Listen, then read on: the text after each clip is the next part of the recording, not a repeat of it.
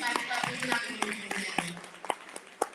you so much for coming. I would like to welcome all of you to our Shreveport Youth Town Hall 2023 Better Together, sponsored by Geaux Talk, Arian Ratcher, Erica, all of you guys here, the Louisiana Public Health Institute. This is such an incredible day. This is only the first of many. My name is Marquita Campbell, and I will serve as your moderator. And I am joined by, look back there in the back, Sam Ortiz, who's the board moderator. So she's going to be walking around with that microphone. So when she comes around, don't feel free if you want to grab that microphone and just chime in.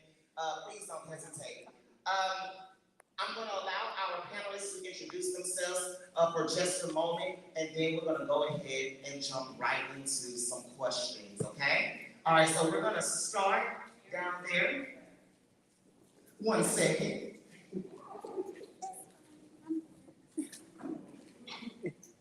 Good morning, good afternoon, everyone. Good afternoon. My name is Arian Ratcher, and I use pronouns she, her, and hers. And I am the Senior Program Coordinator with the Louisiana Public Health Institute under the Family Health Portfolio. And a little bit about LPHI. We are a statewide nonprofit organization with dedicated and wonderful staff all over the city. However, we have some that drove all the way from New Orleans, Louisiana. Right now, she's taking a picture of me right now. That is my colleague, Royal, from New Orleans, Louisiana. And I want to take this time to pause because, truth be told, fun fact, none of this would have been possible if it wasn't for the idea of Ms. Kenyatta Royal, who lives in New Orleans. She works in our tobacco-free living division, and she wanted to provide opportunities for people in North Shreveport. I live in North Shreveport, so I was like, you know what, I'm down, I can do something with that. And here we are today, so thank you so much publicly. I told you personally, but Kenyatta, thank you, girl. We also have, who's running a little late with our lunch, Ms. Erica Ledette, who is in our policy division of LPHI, and say a prayer for my colleague, Angela Bradley. She's unable to make it today. She's a little under the weather, but please keep her in your thoughts and prayers. I'm here today to introduce to you our signature youth program called Geaux Talk. Geaux Talk is focused on starting conversations about youth health and connecting youth and young people with youth-serving professionals to build stronger networks,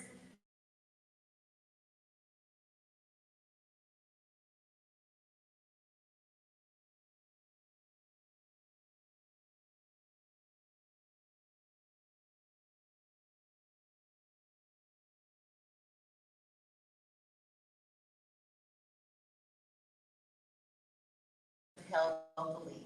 We are bringing you here today because you are the experts of your own lives, and we want to hear from you from what supportive adults can do to better meet our young people's needs. We are so lucky to have engaged 3 amazing advocates to help us dive into this work. One has already introduced himself. He got it right. I'm like, wait, I got a script. Right. I'd like to introduce himself and present to others, none other than one of our moderators, Mr. Marquita Campbell, which is a local educator and entrepreneur and founder of the Marquita's Learning Center. Give him a round of applause.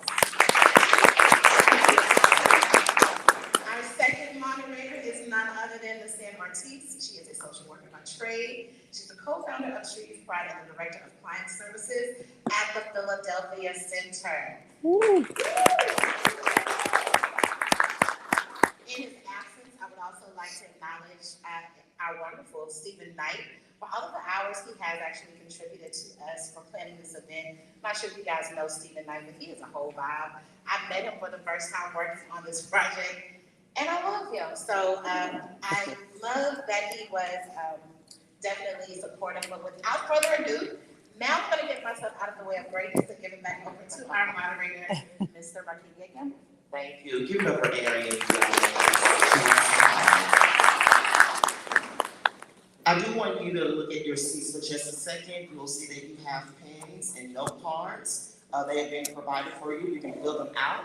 And as the conversation goes forward, hand those note cards over to Sam as she works the floor, and we will address those thoughts and questions that you have. So we're going to begin by having each member of the panel introduce themselves, and then we'll get right into questions. Yeah, so we'll start on the end and work ourselves down.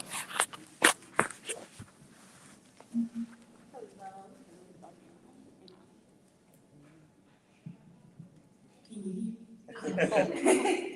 Hi, my name is Lashika Shine. This is so There we go. All right, my name is Lashika Shine. I am a licensed clinical social worker, board approved supervisor. I also am the owner of LDS Consulting and Therapist Development, where we specialize in LGBTQ treatment. And it was so great for you guys to have me. Thank you. Hello, my name is Jessica Wright. I am an educator, and I've been in the classroom for 3 years now. I originally got my master's in social work, so I am a certified social worker, but before I could get licensed, I went into teaching instead, so here I am teaching. Hello, I am Rebecca Jones. I am a high school student native to Shreveport, and I'm going to be here today to talk about the teenage experience in Louisiana. Hi everyone, I'm Lavette Fuller. I'm a former city council member who also ran for mayor, and so now I'm a private citizen activist, and I'm very happy to be here today. Good afternoon. My name is Adrienne Burden, better known as AB. I am a former executive director of Amelia's Haven. I'm an entertainment manager, wife, model at House of Dépierre, a men's fashion house. I'm a wife, a mother, and an all-around badass. Thank you for having me on the panel. Oh, great, I gotta follow that. Hi, I'm Heather from Indiana. I'm a licensed professional counselor. I'm also a member at large for PACE. I'm the chair of Pride in the Park, so definitely come see us next weekend at Columbia Park. I just opened my private practice, and I am learning a lot and trying to become an expert at providing gender-affirming care and to the LGBTQ plus community, youth and adults. And again, I'm very honored to be here. Good afternoon. My name is Jora Honore. I am here today as a parent. So I'm glad that you made the announcement that we are all experts of our own. Hello, my name is Carla Gibson. I am a nurse practitioner. I have about 12 years of experience working in pediatrics. I spent some time working at Ochsner, LSU, and then when it was just LSU University Health. And then I decided to go back and become a nurse practitioner. So I actually currently work at Shreveport Behavioral Health, and I provide primary care services, mental health services, as well as addiction. I am here today just to let you know what we see working in the mental health setting, and also to just learn and grow more and know about what I can do personally to serve this population. Awesome, let's give them a round of applause. So we're really looking forward to this being an interactive discussion between all of us, so we do encourage your feedback.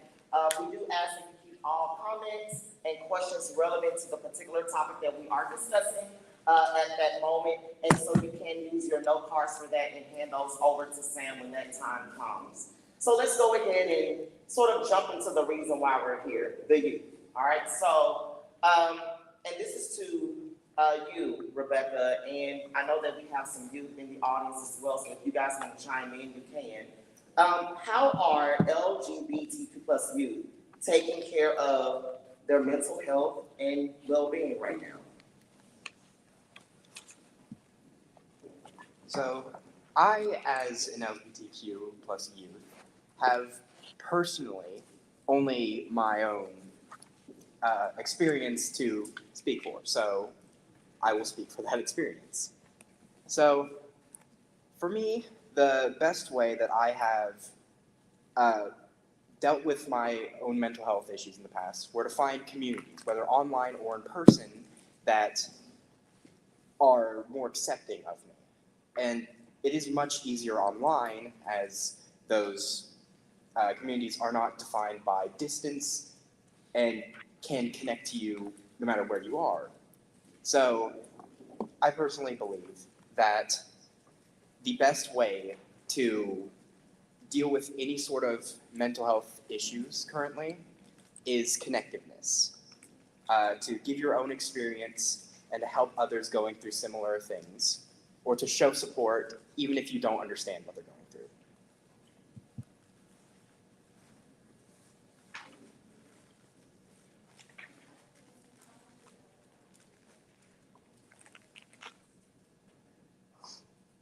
All right, thank you, thank you. And so when you're talking about mental health, and we were talking about just the resources that are just available, can you just kind of talk about what does a supportive and an inclusive sort of mental health service look like for you? What does that sort of look like? I see it as a more inclusive mental health service would be patient with the people they take care of. They wouldn't force anything out of said patient without them being comfortable with it. And they would be accepting no matter what the patient says, and work through any issues they may have without any judgment, without any pressure to move on or get better. And it's best that the person who's going through struggles has a support system that doesn't force them to change or get better at a pace they're not comfortable with.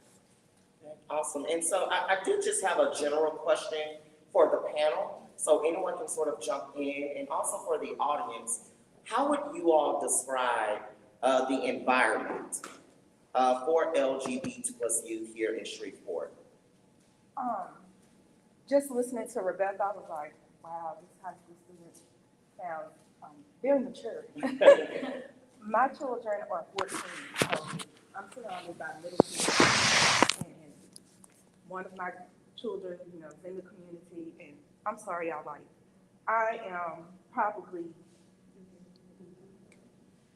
the most least politically correct person.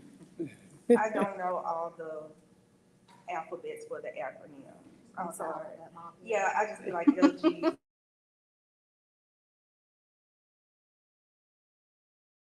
Identifies as. And so even her friends that are in the community, they are still, my baby. But going back to the question, I don't feel like there is one. They've made their own little community where they support one another.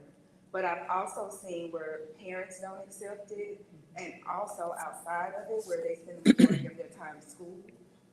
These people that are in charge of our children don't accept it and don't hold back to let them know that they don't.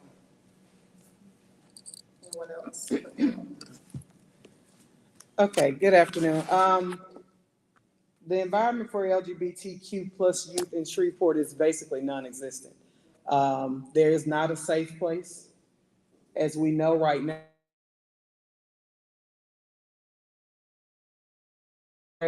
up to 12th grade. And what I hear a lot of times is they don't have a safe place at home. Their parents are against it. We are in a Bible Belt state. Let's understand that their parents are against it. Then once they get to school, the students are against it, or they're not comfortable with it, and they think it's cute to out them instead of letting them come out at their own pace. So the environment is very lukewarm, I will say, at the very least. And one of the things we need to really do is provide safe spaces for our young people. They're going through phases. They're going through life. We don't know if they're going to stay in this phase or not. They're experimenting. They're learning themselves. And the best thing we can do is to provide safe spaces within our communities here in Shreveport. I would like to piggyback on what she was saying. I work at Shreveport Behavioral Health, and I work with a child psychiatrist who is actually very inclusive. But the problem is the The clients that we get are brought in because the parents want her to fix. Fix, kids. oh my, It's not a fix. Yeah. And so when he tells them, I'm not going to fix your child, I'm going to encourage them, I'm going to motivate them, I'm going to counsel them, I'm going to give them what they need, then they stop coming. So we get the end where we have a child psychiatrist who actually wants to provide the services and wants to help. But we have the parents that bring them in want them to be fixed. Can you help them get through this phase? And it's not that cut and dry, and that's not the way that it should be. So on the flip side, I see that I know we don't have many outlets for them, but the outlets that we do have, we're not getting the patients that we really can serve.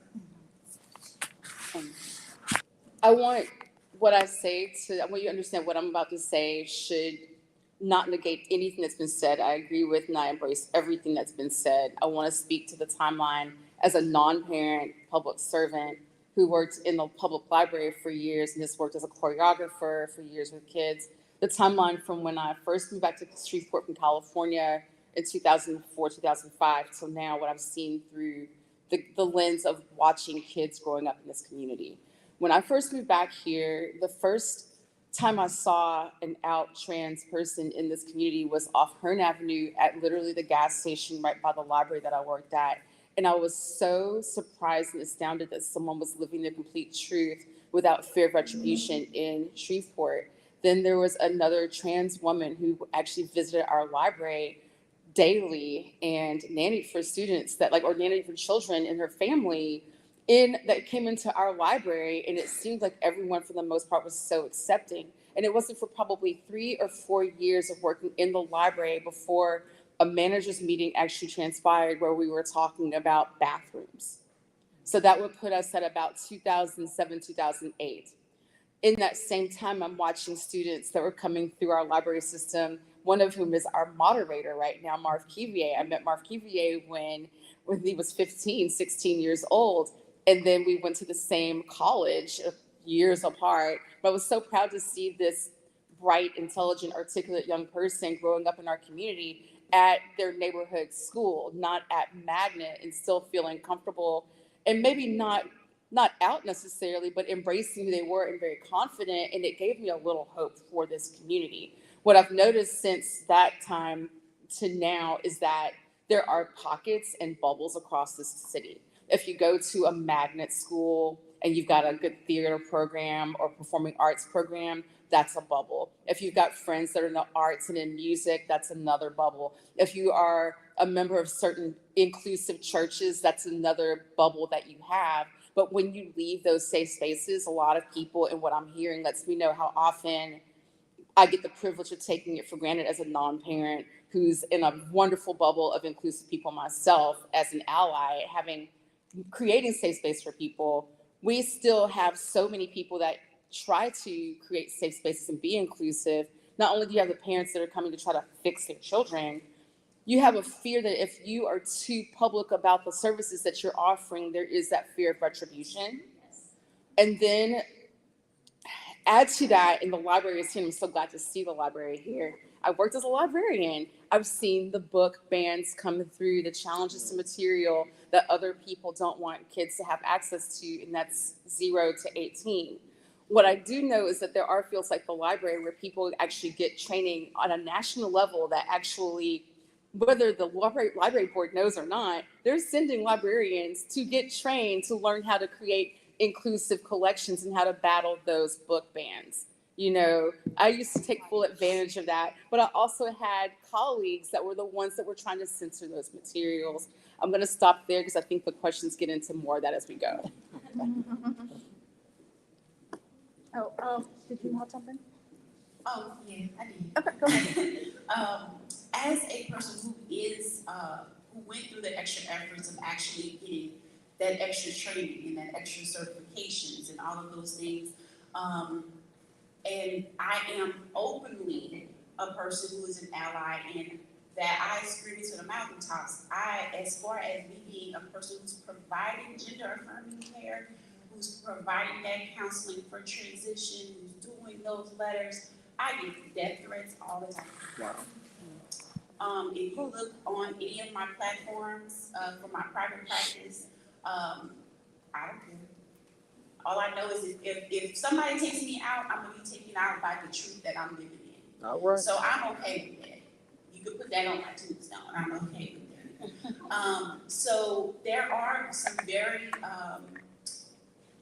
very serious situations that we as affirming care providers, we are taking a risk and taking as much as investment into your child's transition, into your child's acceptance, into your child's processes, whenever we're providing that care, because there's so many legal ramifications that we can be subject to.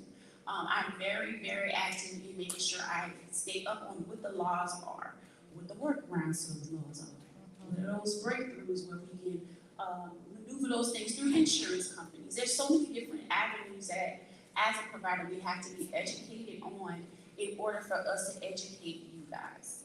So there is a lot of more, and I do agree with you when you say that there is more people living in their truth, and actually trans women actually being out and dressing, and children, dressing as they feel and who they identify as. And that is so awesome to see, because besides the ridicule that they may face, they still are able to be out and be able to feel themselves as the same.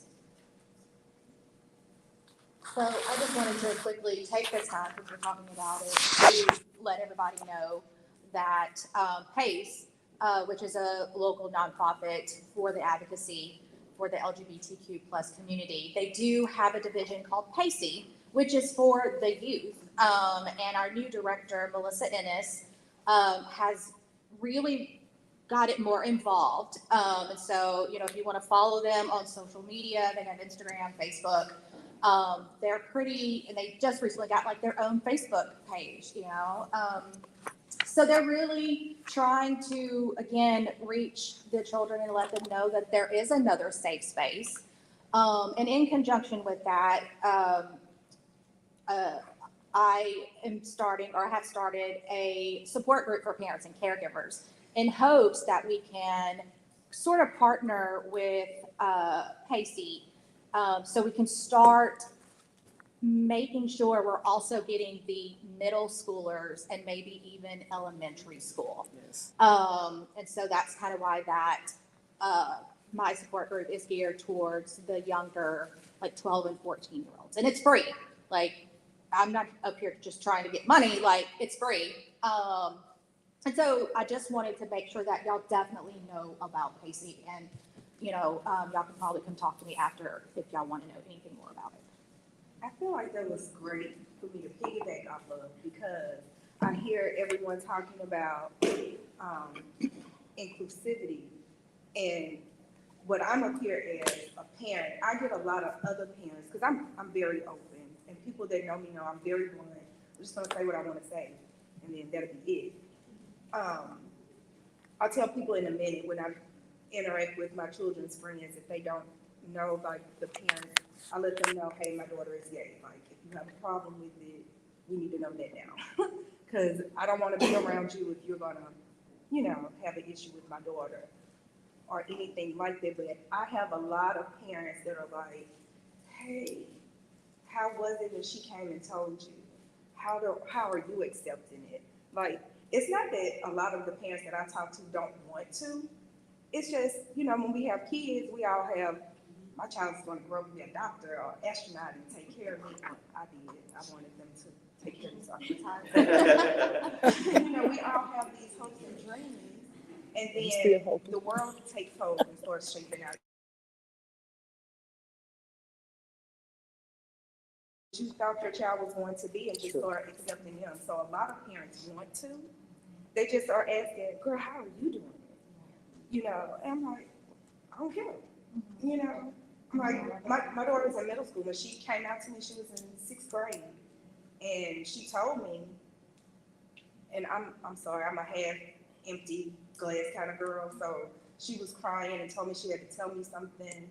And by this time, I'm like, oh, somebody done raped my child. So by the time I learned that she had been raped, I didn't care about anything else. I was like, oh, you're fine. Look about that. And so everybody said, well, you don't care, I'm on the wrong way. She like her, what you doing in middle school? You talk to somebody, you know? What else y'all think they doing?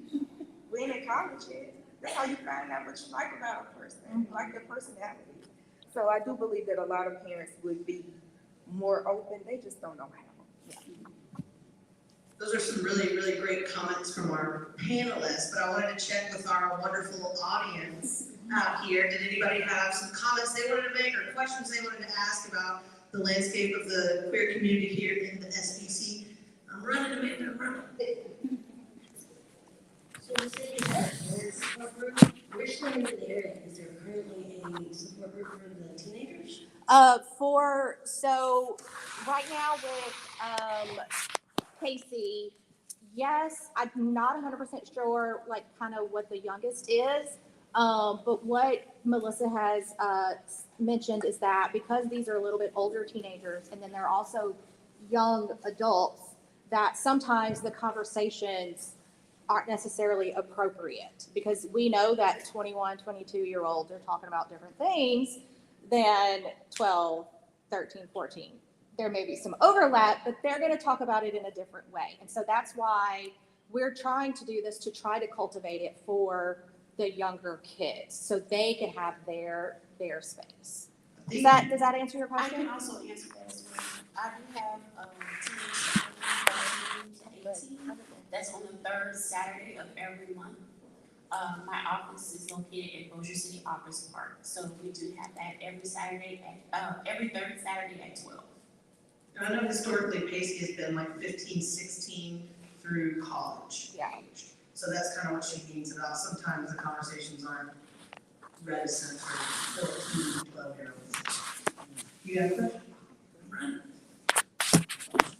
I have a couple questions. Yeah, you want to hold it? Sure. Sounds like I'll sit down. No problem. Yes. Rebecca, when you said you like to utilize online communities for support and connection, what are some of your suggestions? Like, what are your go-to online sources? So my online sources are mostly just social media. I will look for LGBTQ plus communities within those social medias.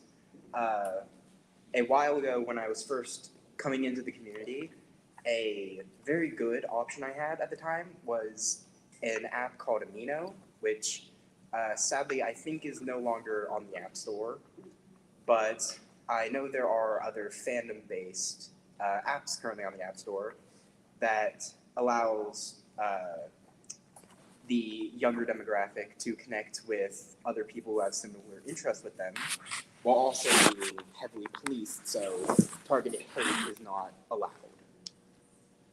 Thank you. And that question is also open to anyone else that might have an answer for that. And then my second question. I'm sorry to cut you off. Is everyone please. familiar with fandom? Like, no? Explain fandom. Okay, so fandom is essentially just a community based around liking a certain thing. Like, it's mostly about media, like a book, a show, a movie, a game. But it's a collection of people who all like the same thing and like to communicate with each other about how they like the same thing. Is that with a F or a PH? How you say? No, I'm asking for F, like FANDOM. Yes. Yes. Fandom. Okay. Never heard of it. We all learning. Part two is, what would teens find as an ideal safe space? So, for me personally, an ideal safe space would be a place where you could gain friends and connections that would last throughout a large portion of your childhood and even further, whilst also you being allowed to be who you are around them. So you can feel free to express your interests, your likes, your personality, as well as your identity around them without them actually garnering any prejudice against you because of it. You're so well spoken. Thank you. Very. Are there any other questions from the audience before we move on to the next topic, comments, concerns? Here you go, William. Yeah, I thank you for the perspective about the Shreveport environment. We come from the Benton area, and I was surprised when my daughter came out to us, actually two of my daughters, one was trans, but they came out to us when we worked with the schools, and the schools have been accepting and working with them. And we have seen a couple other trans kids in their schools up there as well. One of them, though, graduated last year. They had full support of all their teachers and local administration. But when it came to the school board, they forced the school to use their dead name. And that is something that I'm fearful about for my trans daughter when she gets up to that level. But I can say that for the support group, there isn't anything official in the school. The teachers, like I said, they're accepting, but the students tend to find each other and form their own place, and they support each other very well.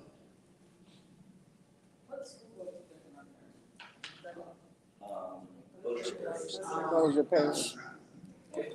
Caddo would be the same. I was like, Caddo's the same. Caddo is the same. Don't think that Caddo is the same when it comes to that. I am here because I am the mother of a transgender, he's 22, he's a senior in college. Our experience in Shreveport was absolutely horrible. My son was treated very terribly. I was in complete and total shock, denial, had no clue, had no support group, got no support from anyone, no one in my family, I had zero support. I was so clueless that I did not know the difference between transgender, transvestite, and transsexual. I was absolutely clueless. And when my son came out at 13, you have a baby, you think it's a girl, you try to raise it like a girl, and then at age 13, she tells you she's a gay man. And I sadly ignored it for 2 years because I had and I had my mother say, she likes men, why she want to be a man? And all the stuff you cannot imagine. I had been told I'm going to hell for supporting my son. Anyway, we got through that, but my son is, it took me about 2 years to sort of get on board. And once I did get on board, when I realized this was not a phase, this is real. And when he started wearing a binder to high school and dressing as a man and told all his teachers to call him with male pronouns, and his middle name is a unisex name, so he has always gone by that name, so that kind of was, he didn't change names in high school. But anyway, I decided I better get on board and found a Baptist minister in Dallas, Texas, that was a transgender advocate, of all things. And I called this man. I called his church. I left the voicemail. I'm crying. He calls me back. He talks to me on the phone for I don't know how long. He got me in touch with a trans woman that was an adult that did not transition until she was an adult. And you can't say it's a phase if you're 42 years old. She was incredibly helpful, shared her story. I'm still crying. I cried about it for 5 years. Anyway, I then got in a support group for moms of LGBT kids on Facebook. It's Mama Bears. It is a godsend. There is a subgroup for moms of trans kids, and in that group, I found 2 women that were like me. Clueless, Christians, cisgenders. I didn't even know what cisgender meant. I just absolutely, and we cried together, we bitched, we moaned, we laughed, we just went through this journey of acceptance, and it's a step or 2 forward and a step back. And as far as if my kid was just gay, oh my God, that would be so easy. It would be so much easier if it was just gay, and I don't want to. I know that is very difficult because you have that ideas. You have a child and you think all this stuff, and you think your daughter's going to get up and get married to a man, and then now she's gay. Well, now my daughter is a gay man, and so my daughter is a gay man. And he did get testosterone at age 18. He's been on testosterone for 4 years. I paid for top surgery at age 19 because I knew he was getting it, and by God, it was going to be done right, and it was going to be done safely, and he had it done in Dallas. And the surgeon in Dallas was the first affirming, kind medical person we had ever come across, ever. And, even came in and, fist bumps with my son, and just could not have been more accepting, and so anyway, My son fully passes as male. If he walked in the door, you would have no clue. He has a beard. If you would like to see a picture of him, I am more than happy to show it off. I'm very proud. I will show you. Okay. But he has been terribly discriminated against in Shreveport, and I will try to I know I could talk for the next 2 hours, but I want to share how he was treated at the Bossier DMV. He has had a female gender marker. He changed his first name to Stephen, and his birth certificate still says female, which is very difficult to change in Louisiana, but the driver's license we wanted changed. We had the policy, you have to have a letter from a doctor stating that you have gone through gender reassignment. It does not mention surgery. There is no comment of surgery. It says gender reassignment. We had the letter from the doctor. We go in the DMV, it's time to get his license renewed. I mean, everything, I'm worried about him because, he's 22 now. He goes to the bar, somebody sees, gets carded, he gets out. And sadly, there's so much hatred towards transgender people now, which I do not understand, but it's terrifying as a mother, as anyone, but it's very terrifying. But I feel like my son is at risk because somebody realizes he was born female. Probably my son, Ears burning. Okay, anyway, we go to the DMV, I'm with him, I really don't even know why, but I kind of have this feeling we need support. We go, we've got the letter, they take the letter, they have a little powwow of him, and they're reading the letter, and they're looking at us, and they're reading the letter, and they got everybody in the whole DMV. They then come over and say, this letter's not good enough, it's not from your surgeon. And my son's like, there's nothing that says surgery or anything on that. They would not accept that letter. They said it had to be from his surgeon. When you had surgery, you have had surgery, haven't you? We leave, we call the surgeon in Dallas. The surgeon in Dallas was mad. They faxed a letter that just said all this stuff that my son had been through all this. We go back when they have the letter. This woman, sitting in the DMV, and if you've been to the new DMV, the whole audience, it's like we're sitting there in the audience, everybody's sitting here, and everybody in that entire place could hear this conversation. This woman was berating my son. Have you had everything done? Everything, and looking at his crotch. She did not say the word penis, but she came about this close to asking if he had a penis. So apparently, they're all worried about genitals at the Bossier DMV. But it was absolutely the most humiliating, scary, not okay. I was going to say, let it happen to me. It's not okay to treat someone that way. No, it's not. And this is it now. I will say this. We did get the gender marker changed. But I called to complain and we sent a letter. They acted like it was no big deal. And then they say, oh, well, you got to understand. That woman who's in charge, I don't know her name, but I will not say it. Oh, well, she's a Christian. And I said, I'm a Christian. What's wrong with that? What are you talking about? Well, she doesn't approve. And I'm like, my son does not need that woman's approval. And that's not Christian. The law, Yeah. There you the go. law says, my son reads these requirements. By God, he looks like a man. He needs a male gender marker. So anyway, I am here because, I'm here for several reasons, and I will shut up after this. I'm here because, Sam knows me. I'm here because I want Shreveport to change. My son will not come back here. He is moving away because of the way he has been treated. Number two, I want to, as the mother of a transgender gay man who had a very difficult time accepting it, I want to offer any friendship or advice or just a shoulder to cry on if you are the parent of a trans or of a gay person or if anybody that I've been there, and believe me, I've thought what you thought and I've cried. I can handle it. We can talk about it. I want to be that because I didn't have that person. So those are my things I want to do. So there. Thank you.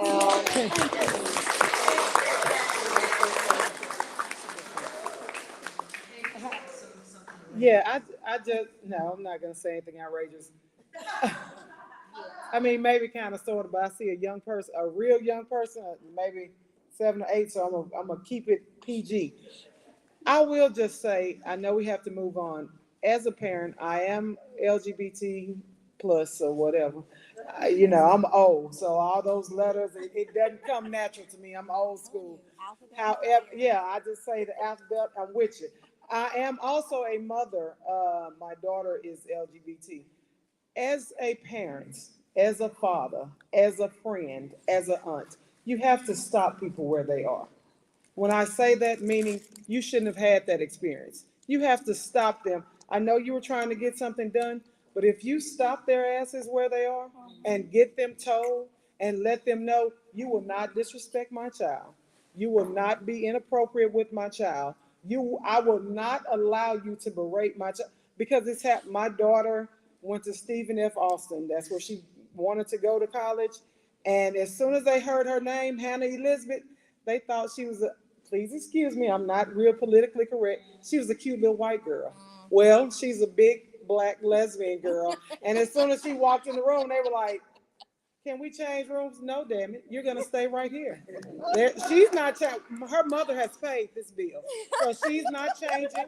Her mother is not changing. And I'm not excusing anyone that disrespects my daughter, the same as I wouldn't excuse anyone that disrespected me. So we have to learn to meet people where they are. I'm sorry. When they go low, I go to hell when it comes to my children.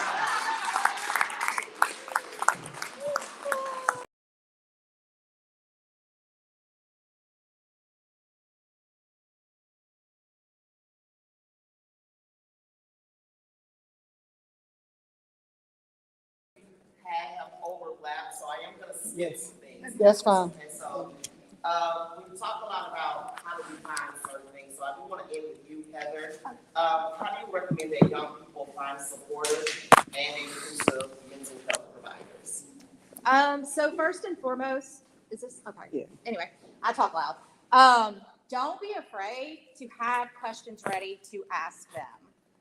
You know, the one thing about finding, you know, if you're looking for a specific counselor or mental health services, and this is true for anybody, the first time may not be the greatest fit, but you are allowed to ask them questions about what their knowledge base is. Yes, we go to school, and yes, we, you know, have this expertise, but that doesn't mean we are knowledgeable and competent about every culture and space. So ask those questions. And if you don't like the answers, move on. Not just questions related to what you're coming there for, Mhm. because I have another child that has her own set of issues. Yeah, that yeah, we always, are in always. therapy for, and I just have to be honest, and I was like, she would prefer if it was black. Yeah, She oh, might not no, wanna yeah, talk to that's, yeah. You yeah, know, yeah. like, I just have to come right out and tell you, so if we don't Yeah. have an issue with this, let's have an issue now, so we can move on.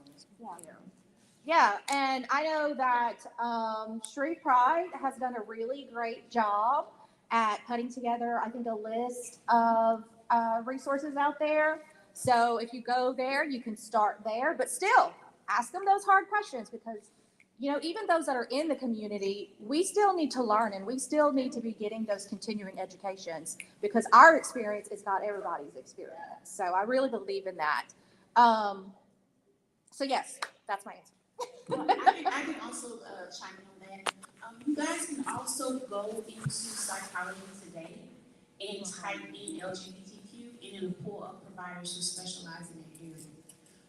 Because sometimes we always don't have access to that, or sometimes you're going through something, telling you something 2 o'clock in the morning, and you don't have time to be trying to figure out other sources. You can lay in bed and, you know, just have those Google things. Just to provide them with those safe spaces, legal education, you know, what are some of the guidelines that you guys are supposed to have? Looking into those particular areas and people who do gender affirming care usually have a list of counselors as well. And people who are specializing in those particular areas of interest. Right, and so let's go ahead and transition into that, talk about safe spaces. Lavette and Adrian, you guys kind of alluded to it earlier, but same question for the both of you.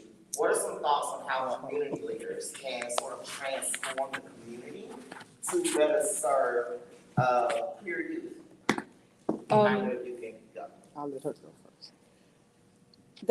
I've thought about this question since we got the email with the questions in, and it's a hard question for me. I know that I'll start with the things that I did as a council member, and it was every year putting up a resolution to commemorate case President Stephen Knight when before he became my campaign manager when I was running for mayor, to commemorate with a resolution that it was Pride Month last year. And those are the little ceremonial things that should be like the lowest barrier to entry for anyone that's representing a full community to do. And I think that a major thing that happens here, we talk about Shreveport and how much you want to see things change.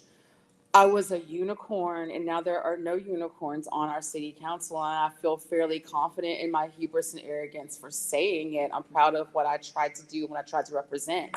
It's not enough to have someone who, as my colleague, who was a devout Catholic, the best that he could do when the Trans Day of Remembrance resolution came up was quote what the Pope was saying about it.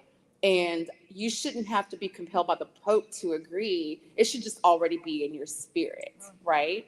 So if you're leading in that way, then we're always going to have a ceiling on how far we can get as far as progress.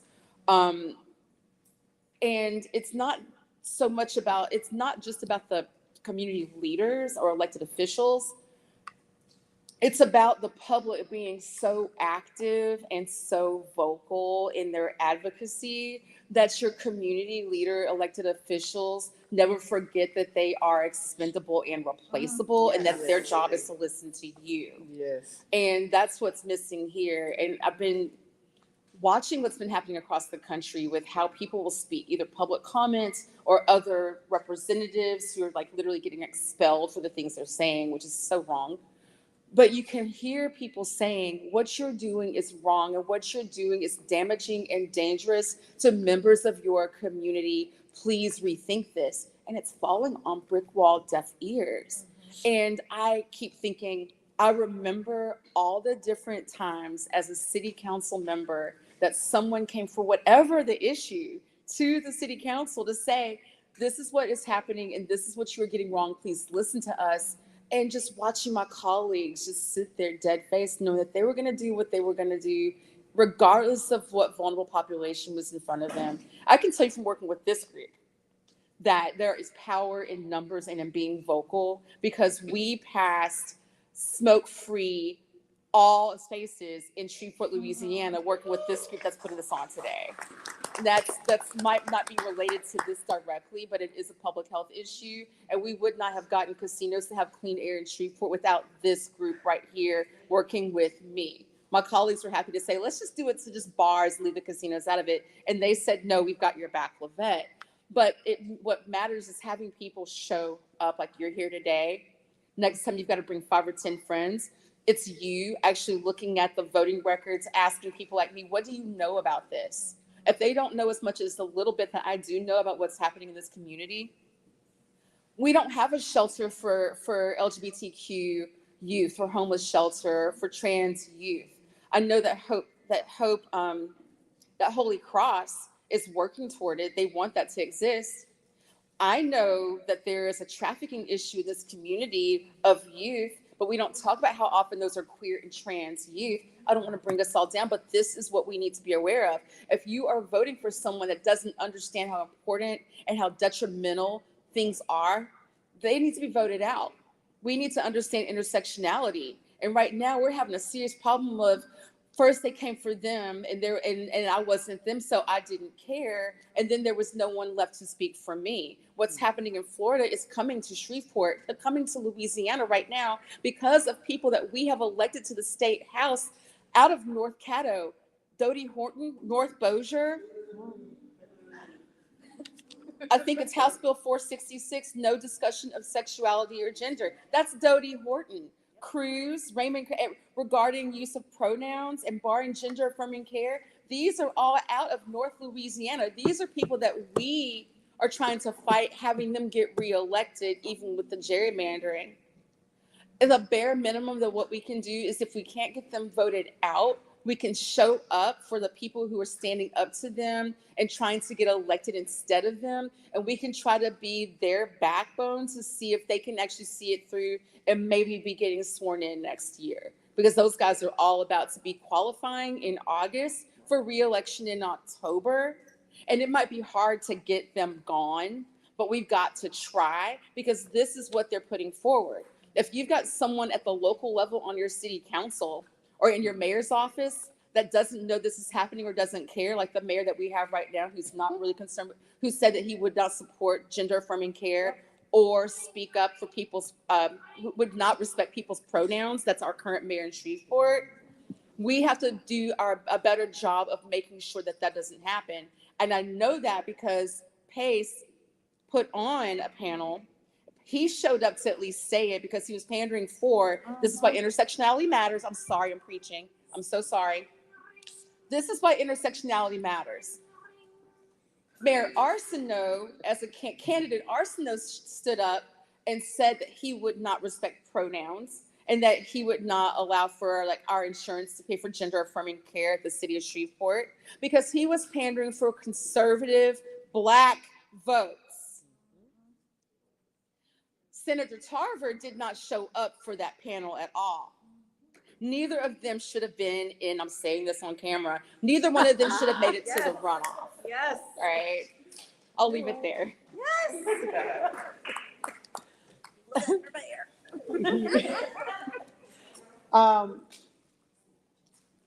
We. Right. Sam said we were gonna cut up together. Sam said we were gonna cut up together. I leave the legalese and the knowledge to Levette, and I keep the real to myself. So with that being said, our community needs to develop programs to foster inclusivity within our policies and programs across the board. That's just it.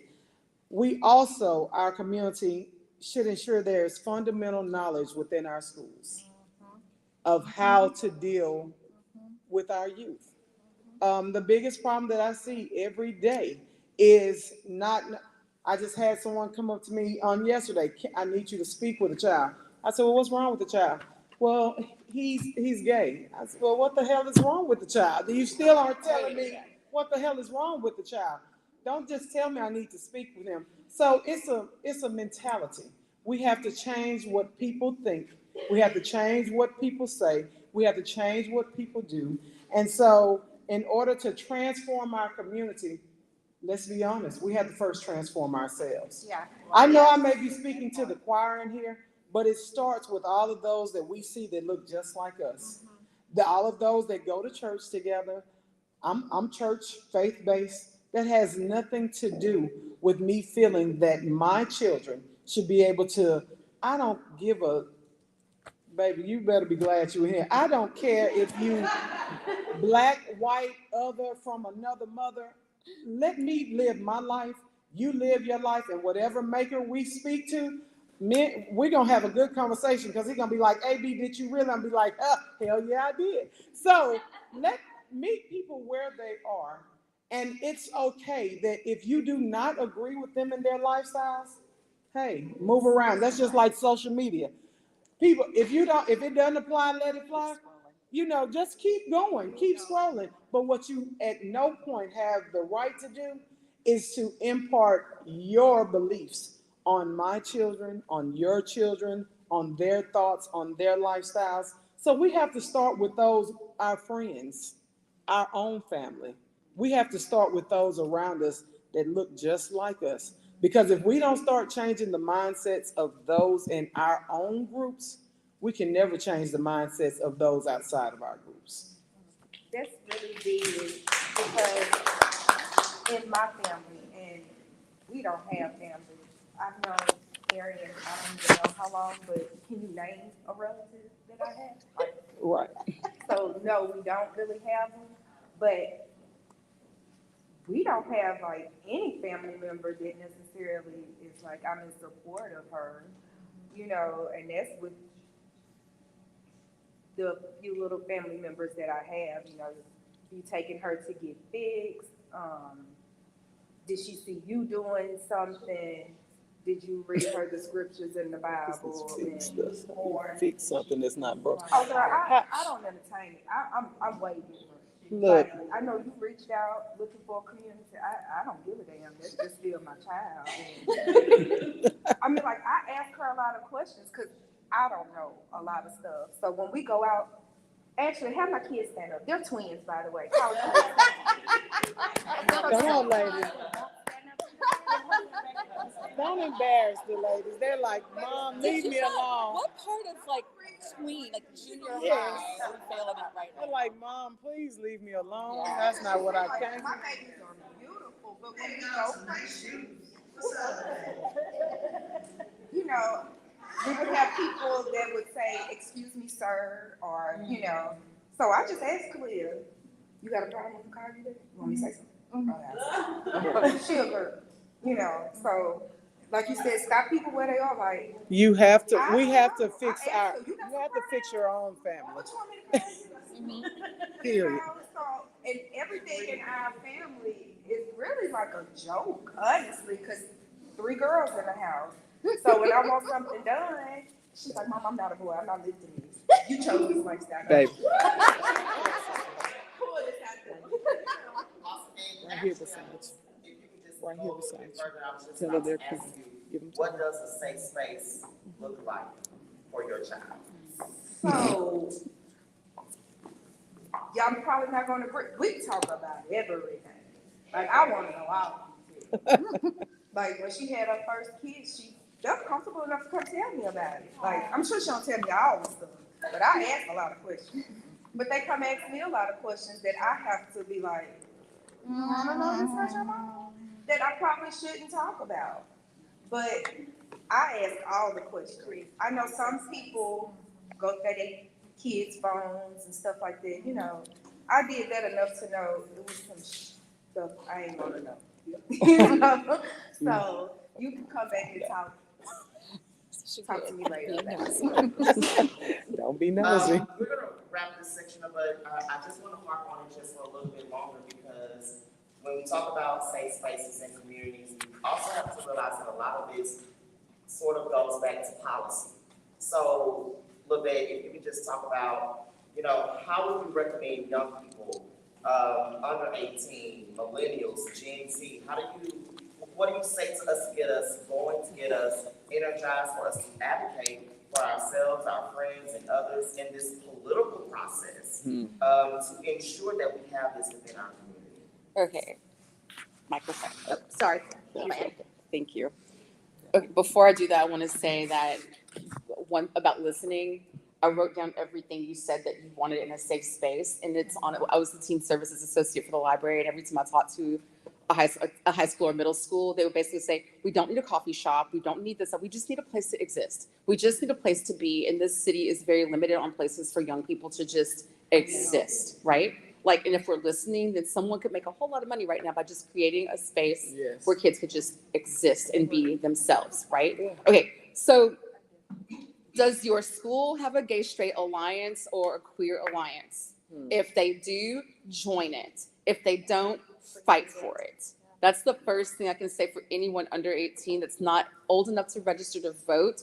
Create the space on your campus for yourself. And if you have a principal at your school who is fighting you on it, you let Auntie know, and I will drag them for filth until you have it. Because I know that it's happened. I know that it happened at Byrd, that they had a principal, he's still there, who did not want them to have their gay straight alliance. He just undermined those kids at every point. But there's a lot going on there with that leadership at that school. There's a lot of disappointing things happening there. But you fight for that. Advocating for yourself in the spaces that you already have to be in, like public school, that's the first thing I would recommend. And the thing is that part of the reason to have that space is so that you can find like-minded people in IRL to interact with. But then you can all start saying, this is what we need on campus. Like, we would like to have a program on campus for the kids that are too shy to join this, but need to know we want Pride Day at school. You got Tacky Day, you got school spirit days. Well, we want Pride at school. It could be as little as that. And then amongst yourselves, and the thing is, I know that there have been kids at Magnet in particular that with environmental issues, they were advocating outside of school. Like, they have organizations around their advocacy. They're going and actually affecting policy. I had a couple of kids, and this is the parents, If your child finds out that there's something going on at the city level or in Baton Rouge that they want to speak to, check them out of school, take that absence and take them where they want so they can speak up. Let them be a part of those processes. I remember that they were trying to put, a pipeline was trying to come under our water supply of Cross Lake. And the environmental kids that I already knew from something else, I just messaged them on Facebook and said, hey y'all, did you know this was happening? No. Why did they show up at the infrastructure committee meeting and tell those frackers to their face how stupid they were? Why did the entire thing go away? Because they got embarrassed by a couple of 17-year-olds. Yes. Right? So you might not have a vote now, but there's often a real litmus test involved with how adults respond to you as a young person advocating for yourself. And they might think that they're so staunch and so good, and they'll say things. They've done it to Greta what's her name? Is it Greta Thunberg? Mm-hmm. She's been, thank you. She's been indoctrinated. She's too young to understand. I've seen video of Dianne Feinstein disappointing me to no end when young people were talking to her about something. Well, you don't understand how this works. No, baby, you don't understand how my vote works. That's what that is, right? Because for every young person who can't vote but is articulating what their needs are, there are aunties like me that are watching how disappointing my colleagues might be, and I'm gonna do my part to make sure that they don't get many more opportunities to do that. And then as you get older, Mario Burkivier, young people who have been articulating in these processes, going to the protest, speaking up on different bills, getting educated, being on the SGA when you're in college, as well as trying to be on SGA in school, running for office, volunteering, even now, volunteer for campaigns for people that are speaking up for your issues. The next time I saw Mark Kivier after seeing him when he was in high school was when I was running for city council and he was working on a mayoral campaign. Like, okay, I see you. You can volunteer on campaigns. You can get that degree. That doesn't have to be poli-sci. It could be English, but you don't have to want to run for office to be involved. You learn about the issues. You tell your friends about it in digestible bites. You find people like me that are willing to break down what's really going on in those bills, and those are the people you support. You help them continue to get elected. They make you interns, maybe. They make you campaign managers, maybe. Maybe you do want to work in policy, or maybe you want to do something completely unrelated, but you always want to have those tools to articulate what's important to you, because there's room at the table for all of that, right? As a young person who's reading up on the issues, and TikTok is an amazing resource for knowing what's going on here, which is why I think that they want to take it away from us. It's like, there's so many, there are biases there, absolutely, but there are a lot of people who actually understand the research and how to cite their sources and are telling the absolute truth about what's going on at a granular level, and they're breaking it down. Be those people, because when you can advocate for yourself and speak truth to power, when they tell you it's complicated and you understand, you can put them in the dirt. And that's probably as important as who we elect, is knowing how to interact and stand up for yourself with them, which is how they just made those two Justins famous, right? Like, Yes. that's pretty much it. But knowing what you're getting yourself into, when you do decide to run, because there's at least one person in here who is going to be in this audience or up here that is not old enough to vote yet, but is going to be an elected official one day. I know it. I know that they're in this room right now. So to that end, understanding policy, understanding how it all works, and how to find your people and do the grassroots leadership, grassroots organizing of, hey y'all, sign this petition. Hey y'all, take this paper, take this little, what do you call it? My words are gone. Clipboard, and you're gonna go get 20 signatures.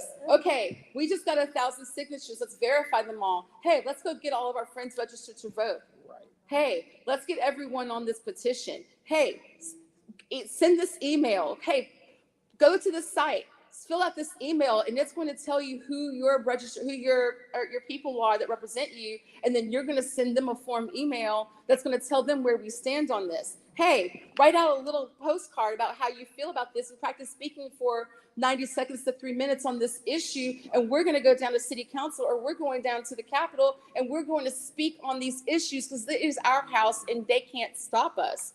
And when you do that, then people start saying, why don't you just run for office? And the first few times, oh, I don't know about all that. That's not for me. And the whole time you're going, yeah, no, I was born for this. We're going to do this. And then you're going to go and you're going to qualify. And then you're going to come back to Auntie, and I'm going to give you money for your campaign.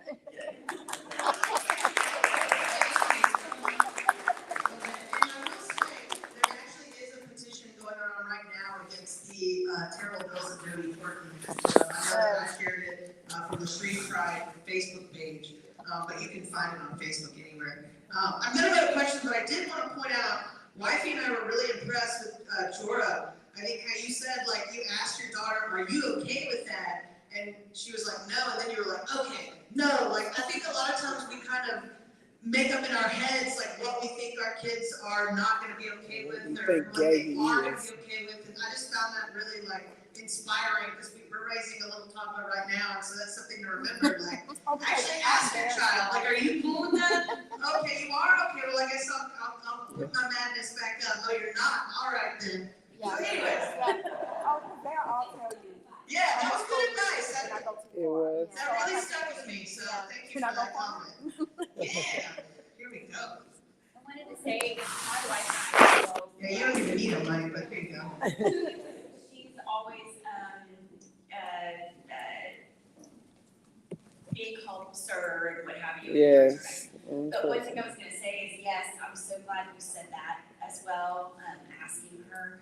But we actually have like this look, you know, kind of families will have like a kind of secret kind of thing. And, you know, it's usually a waitress, wait staff or something like that. That's usually where somebody like at a drive-through or what have you. And, you know, I speak out every single time. And if it's like, no, I don't even, deal with it, you know, yes, we do, you know, and so we just have a look. That's what I was going to say. Sometimes you can establish that with your kids, just something very simple that where they don't even have to say anything, you know, basically. Yes, I'm sorry, Sam. I totally agree, because I have looked this long. I don't care when my hair was down my back. I'm just a casual jeans, t-shirt. So every time I'm going in the bathroom, I get the double looks. I get the people going outside the door to make sure it say women. And excuse me, kids, but I always say these aren't like this for no reason. I know where I'm supposed to be. Do you know where you're supposed to be? So stop giving me that look and all that, sir, because a lot of times they do it to pick or to see how they can get under your skin. Sir, it's ma'am. Sir, look, heifer, I didn't tell you it's ma'am. Don't call me sir again. I'm very secure in who I am. I'm all woman. Yes, I am a lesbian. I'm married, but I'm all woman. I'm secure in who I am. So that's why I said earlier, we have to start stopping people in their tracks. They purposely try to negate who you are, how you feel, or what you are, and think that they're going to put you inside of a box. Don't go by my short haircut. Don't go by my blazer.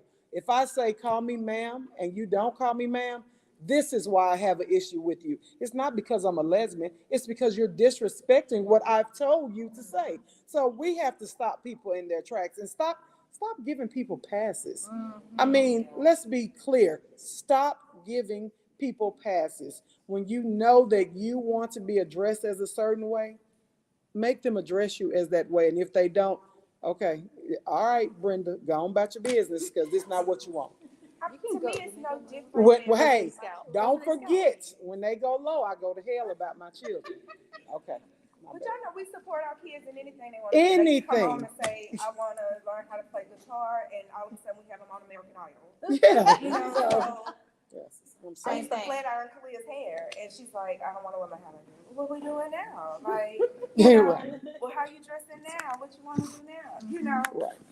I'm sorry, Sam. I didn't mean it. I didn't mean to interrupt. I will just to remind everyone in the audience, because I know we've got lots of good conversations going on. We're talking about safe spaces right now. Right. So if I could, like, are there any youths? I youths? Any youths? What are youths? What are youths? From us to give you those things. Yes, here we go. Yes, youths, what you need. So I know like a lot of parents they don't really understand like what their kids are going through. Right. And the kid really does need to stay space. Sometimes you just have to listen. Like instead of asking questions or like being just Very good, let yes. them know that you're there to like hear what they have to say, that you're there no matter what they need. Yes. Absolutely. Absolutely, absolutely. Anybody else? I see you looking, Max. No. Just to piggyback off of what she just said, and everybody can teach that a lot. For if you want to have like with some of even with my own children, I say, my children would tell me, look, I need a truth moment. A truth moment means mama shut up, I just need to talk. Truth moment. And whatever I say, I don't want to give you truth. I just want to tell you what happened, telling you what's going on, and that creates that safe space environment for them because they're saying, I need a truth moment. Some of my parents say pineapples, like whatever the kid, just whatever that word is, whatever that sentence is for them, create that safe space so that they know that, okay, mom's not giving me advice right now. Dad is not telling me what to do. I'm just allowed to be free to speak my mind at that moment. And heck, we need that as adults sometimes too. Oh, I was about to say. Sometimes everybody can use a little bit of that. Right. She used the term truth moment. In our household, we do lemon squeeze, where if you have we pass the lemon around. Everyone sits on. It's a space to say what you need, say what you feel. You're not supposed to get upset with one another. Whoever's holding the lemon at the time, they get to use their voice and say what it is that they need to say. Then I get the lemon. Sometimes it gets a little bit more heated than what you normally would because you're like, I can't believe she said that to me. I'm mama. But it's those things that we have to do. Yeah. So truth moments, lemon squeeze, like you say, we have to create those safe spaces for our children. And just a reminder to our audience, if you do have something you would like to add and you don't want to talk on the mic, you can write it down and slip it to me while I'm walking by. And if you don't want me to ask the question like out in the open and you want us to just like have it hold for later, you can slip it to me later too. So I know some of us get a little like scared with the microphone and all that, but I just wanted to remind you of that. Are there any more questions before we move on to our next topic? And Going I once? don't want y'all to think I'm being disrespectful on my phone. I'm texting my kids. That's all right. I think Hey, we you all. got a whole pattern of Yeah, hey, I'm keeping them in the So loop. I'll turn it back over to Marquise. All right, thank you, audience, for all your feedback. We definitely can't keep moving forward without talking about healthcare. After all, that is one of the main reasons why we're here. And so I want to ask Ms. Carla Gibson, what do you do within your practice to make your practice welcoming and inclusive to queer youth here in Shreveport? And then what do other providers need to do? Me being here is showing you what I do. Basically wanting to know, wanting to get more information about resources that are out there, wanting to educate myself more. I'm here representing myself. I'm not here representing my job. All right. Because a lot of times healthcare professionals don't feel how I feel and aren't inclusive. So I'm here learning from me so that I know when I go back to my place of employment, I will be providing care that's unbiased and not opinionated. And so I do encourage, like we do have some counselors and other staff that they offer community health forums. They have different webinars that discuss how you choose to treat. I know one thing that we did advocate for and start is when our patients come in for intake and we, do a whole intake process to see if they qualify for our services, we start to ask them, what do you identify as? Because before it was just male or female and that was it, and they didn't give them the option. So just those little bitty changes that I've seen since I've been there, that's amazing to me. What do you choose to be referred to as? And we have a tab box that allows us to put that information in so that we can meet our youth where they are. And so I advocate for wanting to know more, wanting to know what I can do. And if you have someone that's out there and you know that you can't provide unbiased care as a healthcare professional, then know the resources that are available so that you can send that person somewhere where they will get what they need instead of trying to fix them, because it's not a fix. It's meeting them where they are and helping them to live in their truth.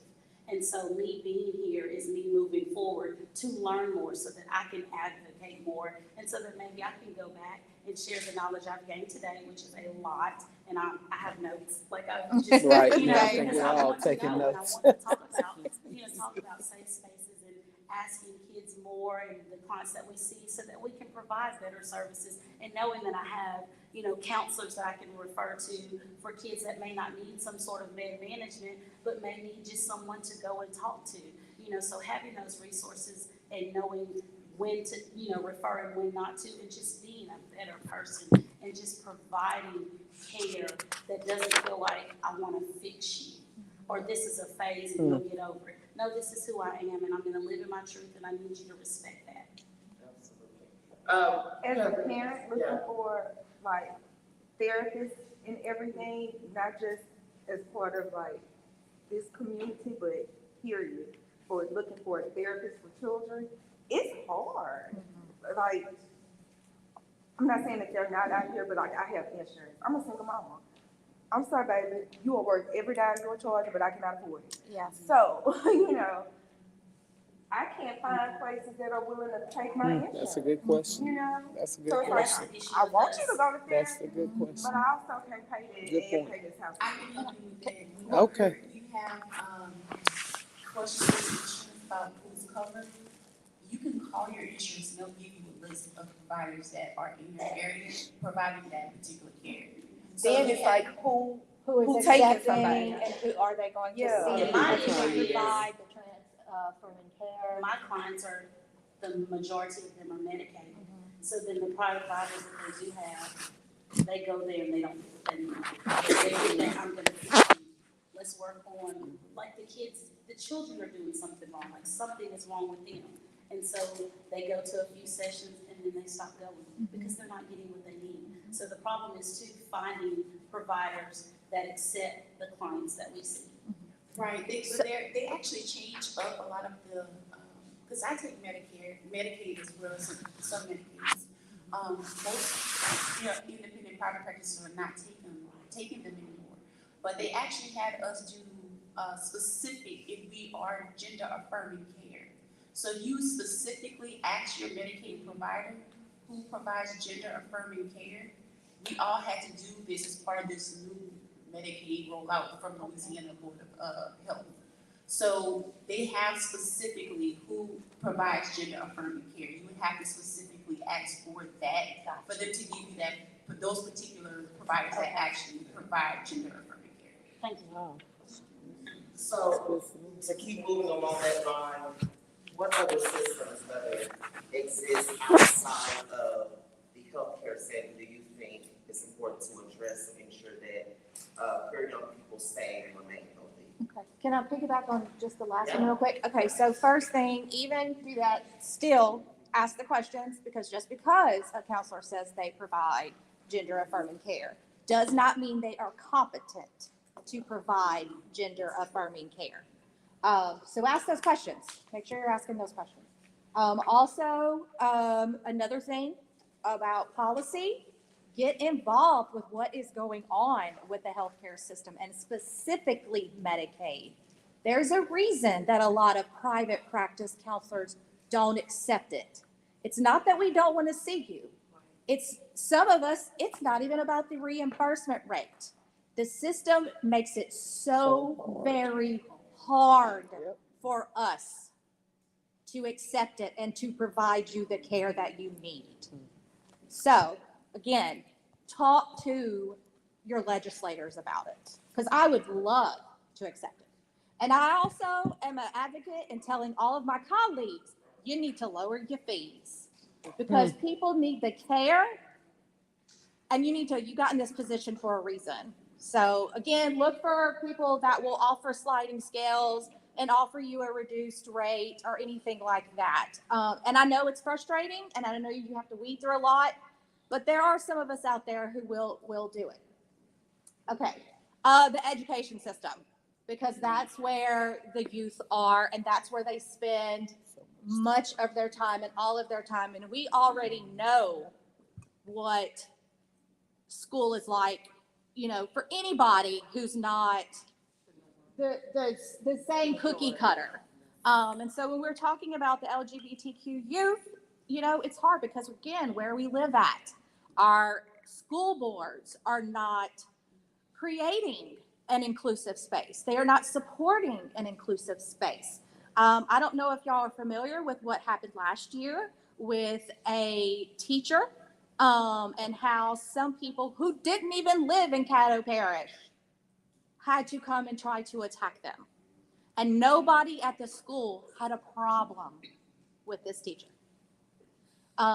So these are also the things we need to really get involved in our education system more, Yes. even if you do not have children, even if your children are out of the education system. Show up to those school board meetings. If you can't, make them change the time. I think they recently did that, or the Push city them council later. did. The school board starts at like 5:30 now. Okay, yeah. So see, change can happen. Show up, even you as youth, as Lavette was saying, show up to the meetings. If you go to their website, it can tell you like when they're, and I think it's like the same time all the time. Yeah. Okay. Show up, and they have little comment cards you can fill out. They give you a time to speak, be involved, because we are the only ones who can change that, because we need to get the school systems more supportive, more inclusive. Teachers need to learn, the school counselors need to learn how to provide and how to support all of the youth. Awesome, and that's actually a great segue because we're about to talk about schools now. I'm an educator, and I am a part of an institution where I stood strong and proud to say and do everything that I need to say for my students, for my community, and they complied. So it can happen, and so I do want to ask you, Jessica, what can educators do to provide a welcoming and an inclusive environment for their students and for peers? I have worked at 2 different schools, and I will say that both of those schools that I have worked at have provided what I would think to be a safe space for the LGBTQ youth.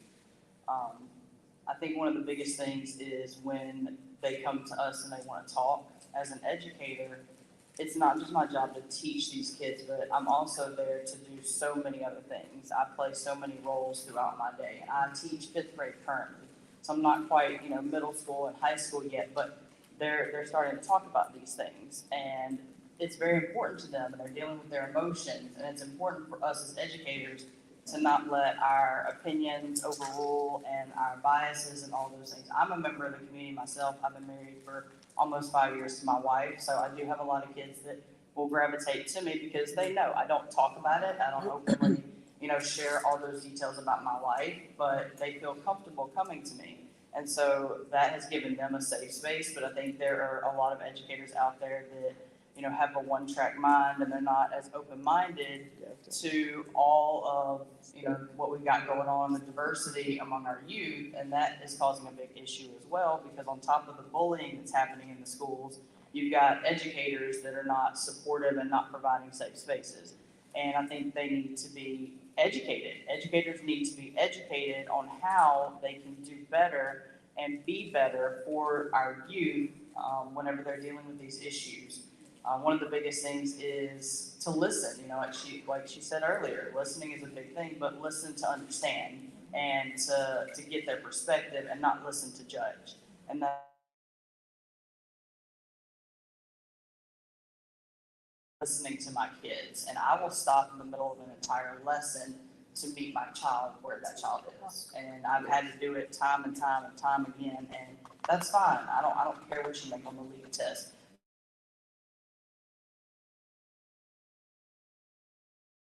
And that you grow up to be a decent human being.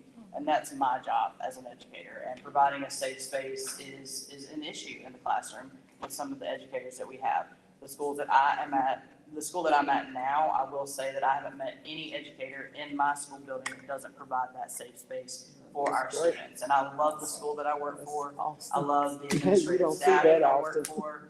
they're constantly handling issues with bullying and addressing any of those issues. And this has been a great experience for me as a member of the community and as a parent, as a teacher. It's just been a great experience to be at the school that I'm at. Jessica, where are you? I'm at Walnut Hill. Oh, yes.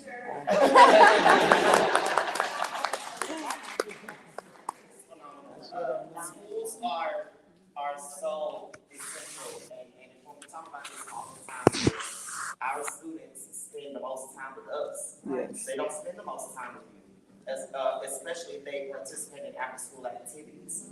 They come home, do homework, and go to bed, and it's repeat.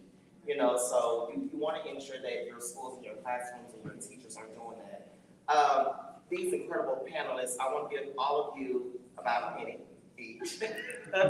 Beginning with you, Ms. Carla, just give us your concluding thoughts on anything else that you have to offer for our audience.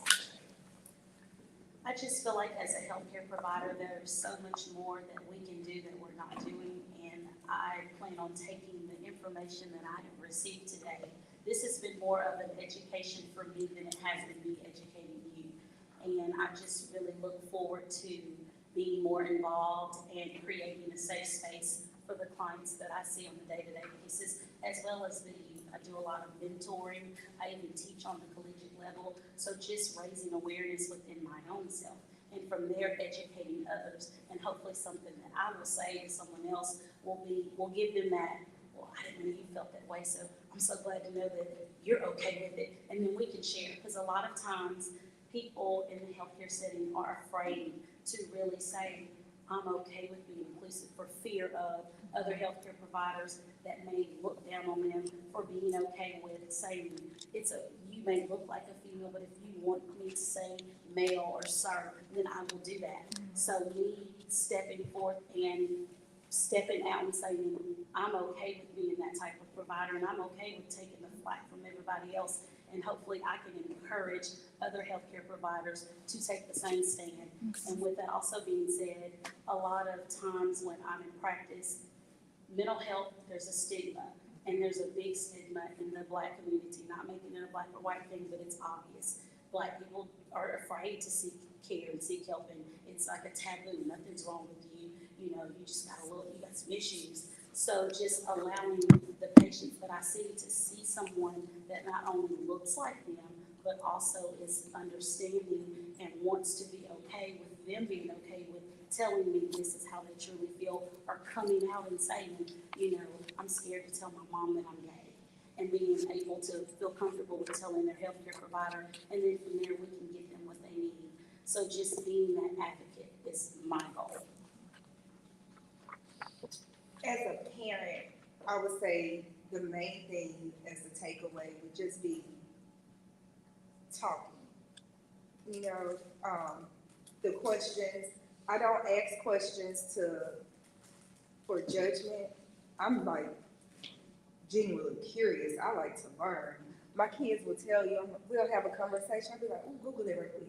Do dogs have doubles? You know, like, I just want to know so many things. So when I ask her questions, I'm just curious. I want to know. And she's okay, like, there's not a wrong answer for you to tell me about yourself. You know, everything doesn't have to be so serious when we sit down and talk, because we never are. Y'all see, we are giving each other death threats back here. We're laughing and joking. That's how we always are with each other.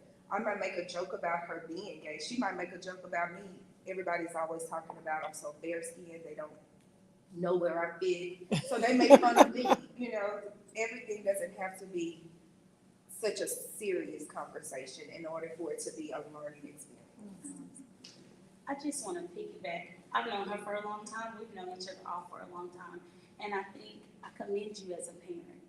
And a lot of parents need to be more like you, because you've created your own safe space when the world didn't create one for your daughter. So I want to take the time to say thank you for doing, it's okay for doing what you're doing.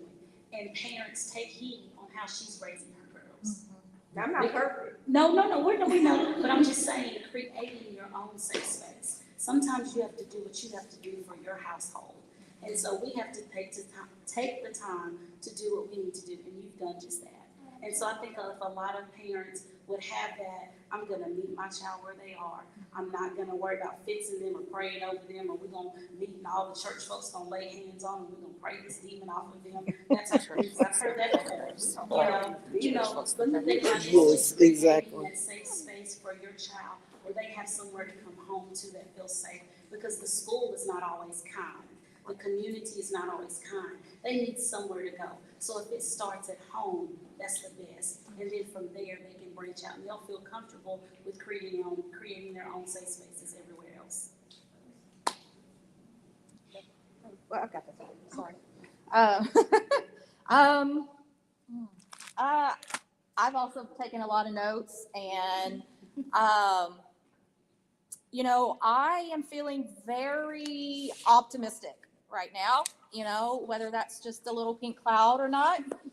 But I'm definitely going to be reaching out to everybody and hopefully collaborating more. And so we can start moving this community forward and start creating those safe spaces. Because, it is. We're here.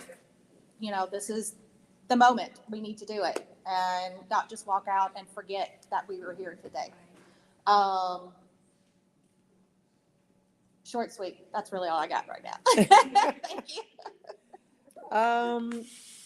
Well, it's time that we break the silence and start having honest discussions, period, with our children, with our peers, with our family members, with our school board reps, with our administrators. It's time to have honest conversations and let them know the world is changing and our children are changing.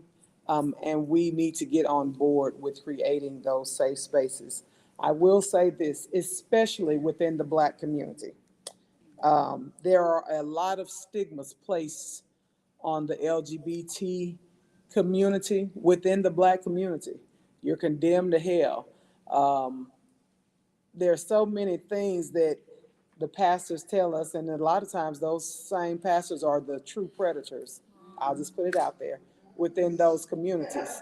And so me, born and raised in the church, you can't quote the Bible to me. I know it. I was born and raised in the church. So you can't condemn me to hell and tell me that the God of love that knows me is not going to love me for my choices, the same as he has loved everyone else. So it's time we start to have those honest conversations. If you throw one scripture out, make sure you read the whole scripture, because a lot of times you all are just taking pieces of those scriptures and not including the whole text. So with that being said, I will just say there are success stories in life. There are success stories within the LGBTQ plus community. Yes, I'm trying to get the letters down. I'm old, I told y'all. My mind is not what it used to be. We are success stories. We are success stories. I am a success story. My children are grown, educated, successful. We're doing well. I'm married. Our household is doing well. There are success stories within our communities. If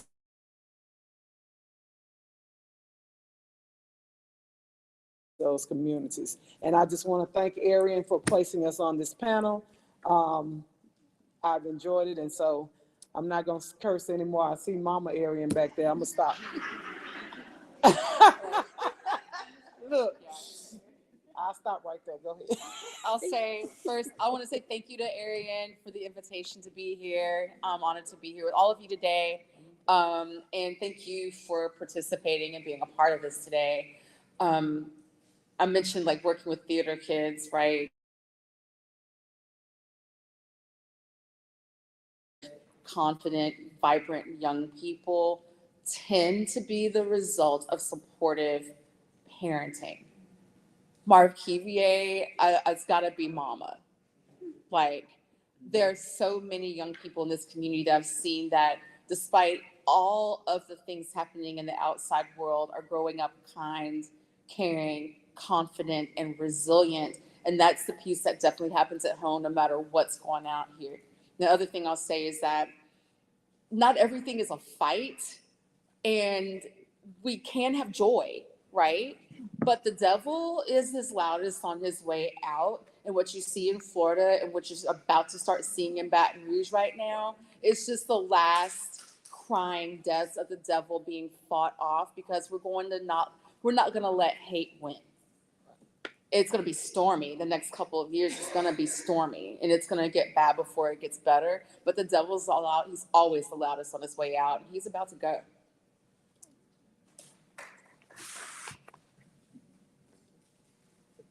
Okay, so I'm going to put this on a bit of a lighter note here.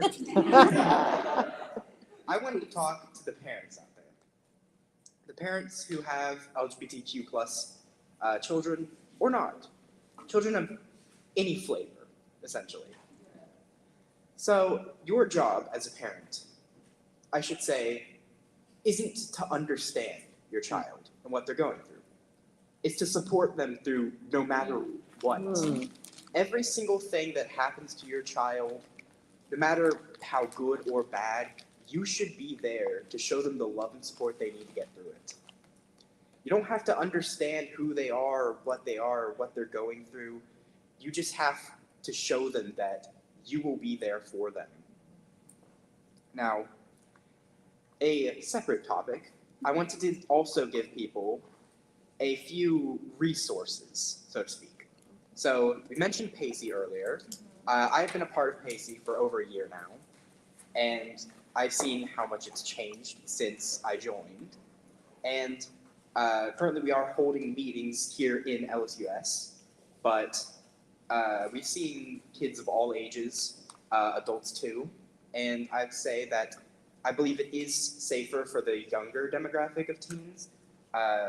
10 and up, I'd say, would be a perfect range, as whenever the younger folk come in, the topics normally go more family friendly.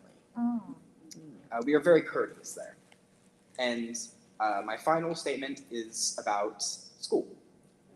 I currently am homeschooled at UVA, which is University View Academy. And this school has been a perfect way for me to get through high school, essentially. As I have felt no discrimination, I have been catered to, I have been welcomed completely. They allow me to go by whatever I wish. They allow you to show your pronouns, your preferred name, everything about yourself that you wish to express throughout these classes and through the teachers.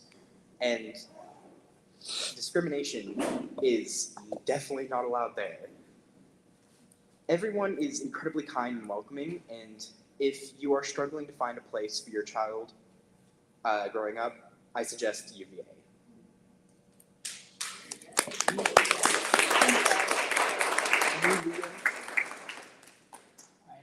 I first want to thank Erin for inviting me to be here.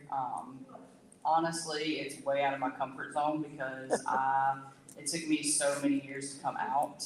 I didn't come out until I was in my late 20s. I am in my mid-30s now, so it's still kind of new to me, and I still deal with a lot of internalized homophobia, and it's something that I struggle with on a daily basis. And honestly, I need to learn to speak up more and kind of be true to myself more. And honestly, Arian probably wouldn't have even known that I was a part of the community or had anything to do with the community if my kids at school decided to start this fun rumor that I'm married to one of my coworkers, because we're work wives and we work well together.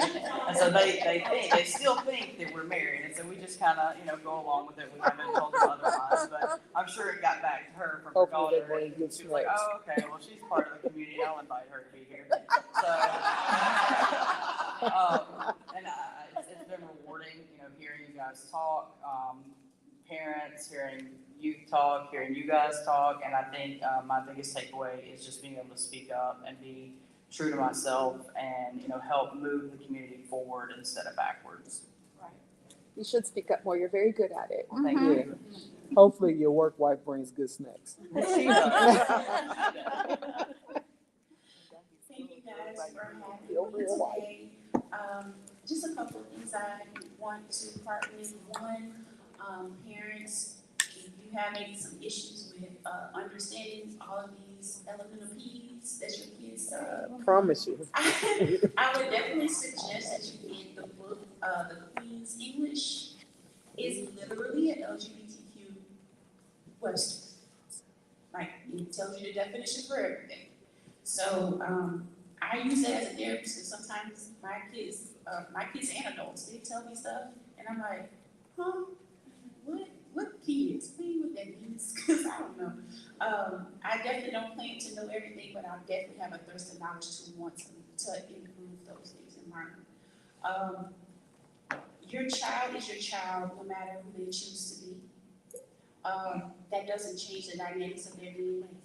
So they still are who you birthed and who shares your DNA. So you still love them the same.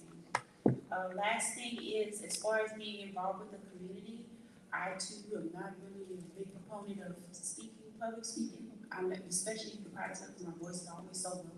But one thing that I do believe is that we have to get more involved legally.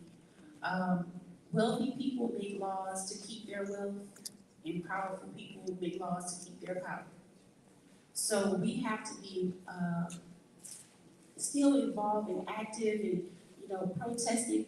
That helps, but we have to be in the room.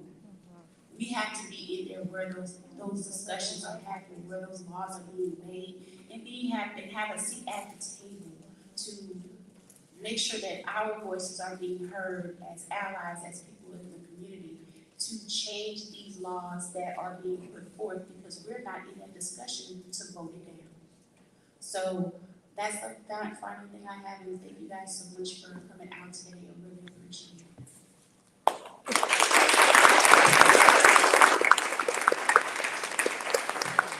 just want to thank our wonderful round of panelists one more time. Thank y'all so much for your time today. Thank you to our PA and to Geaux Talk and to LPHI.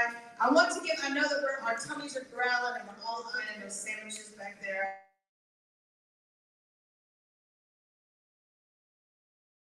Some questions, to drop some knowledge, to not Janet, because we're going to be like 30 more minutes. No. Get right here. How we got? She said, My name is Cameron. I would just like to say that I've never been to a panel or a talk or discussion. I'm not really, I'm not really sure what the term would be for a meeting like this. But it's very enjoyable, it's very educational. I learned a lot of things. I'm part of the LGBTQ+ community myself, and a lot of these things I did not know were happening. Not from Shreveport, here for school. But I just want to say I appreciate you guys for doing what you guys are doing now and spreading awareness and educating. So thank you guys. thank you. So I want to go back, we were talking about the therapy earlier. So I have private insurance and I have reached out to so many therapists. And it's like 3 emails saying, okay, this is the situation, and I have yet to get any responses. Girl, which kind you looking for, a psychiatrist or just a therapist? I'm looking for both, actually. Because I have to have two. Okay, so this for my other child. But I have to have two. Okay, so private insurance makes it very, very difficult. The psychiatrist that would see a child like middle school age, I had to go through Brentwood. So my And situation I only is- need her to write a prescription. Yeah. I just feel like you break through me for money. I have a 19-year-old husband and autistic son who needs psychiatrist. And then I have Max who needs just a therapist. And so I've had For no the luck. regular therapist, no medicine, interactional services. You know what a rhinos is? I love them. Yeah, they are really great there.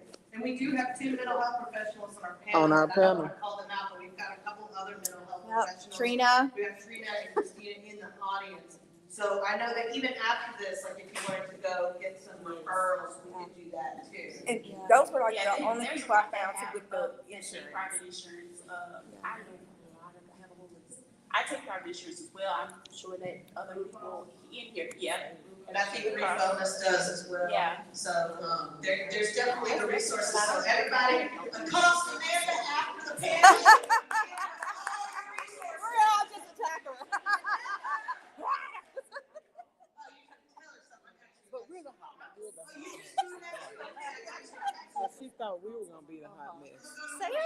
Yes. Oh, no, we don't know. She could, yes.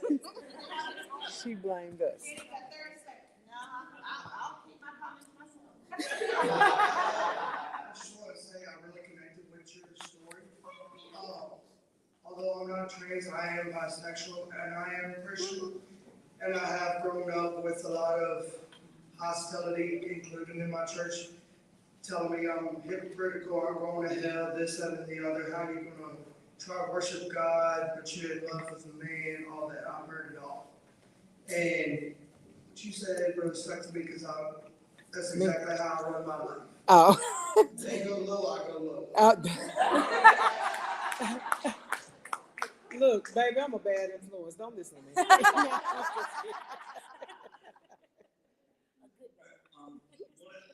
the talk about the education, in the corporate world, we have to go through retraining every year, pretty much the same stuff every year. And it's continuous training. Yeah. I think teachers should also have continuous training. Yes, yes. And one of the things that they and the public should be aware of is a certain YouTube video that I ran across recently. It's put out by Powered by Rainbows. And the title of it is The Science of Being Transgender. Wow. This one goes really deep into what is going on in the mind of a transgender person, what's going on in the medical field for that they may have needs for. And it has opened up a discussion at my work. I'm on the Pride Council in my company. And we spoke with our insurer, and they are now going to provide us a list of the benefits that they will cover, and we're pushing back with, well, we need these additional benefits for our employees. And they're going to work with us on that. But this video,